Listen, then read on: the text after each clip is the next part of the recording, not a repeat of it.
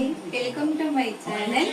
இப்போ நான் ரவை வச்சு அல்வா செய்கிறேன். வாங்க எப்படி செய்யலாம்னு பார்க்கலாம். இங்கே பவுலில் ரவை எடுத்திருக்கேன். இப்போ அது கூட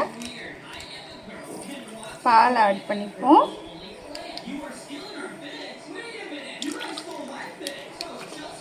பால் பாருங்கள், இந்த முழுகிற அளவுக்கு ரவை முழுகிற அளவுக்கு பால் ஊற்றணும். இது ஒரு அரை மணி நேரம் ஊறட்டும் பால்லையே. அடுப்பை வச்சுட்டேன், கடாய் வச்சுருக்கேன். அதில் நெய் ஊற்றிக்கலாம். அது கூட ரெண்டையும் ஆட் பண்ணி நம்ம டைலூட் பண்ணி எடுத்துடலாம். அளவுக்கு வந்தோடனே நம்ம இப்போ எடுத்துடலாம். அதே நெய்யில் நம்ம சர்க்கரை ஆட் பண்ணிப்போம்.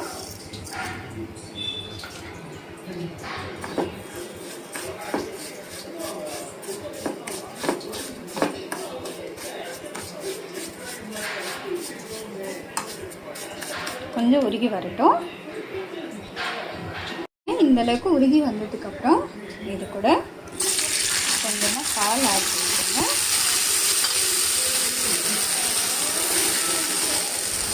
பால் ஆட் பண்ணி கொஞ்சம் மிக்ஸ் பண்ணிப்போம்.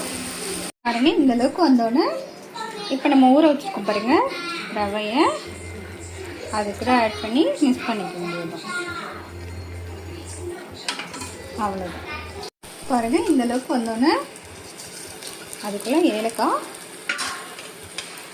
அப்புறம் நம்ம பிடிச்சி வச்சுருக்கோம்.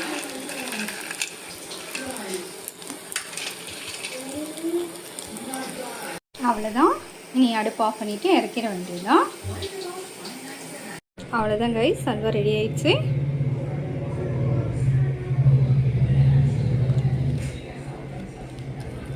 நான் கொஞ்சமாக டேஸ்ட் பண்ணவா?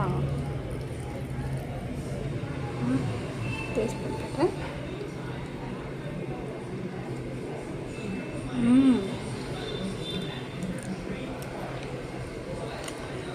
செமையாக இருக்குது. நீங்கள் ட்ரை பண்ணி பாருங்கள். ட்ரை பண்ணி பார்த்துட்டு எனக்கு லைக் பண்ணுங்கள், ஷேர் பண்ணுங்கள். Thank you guys.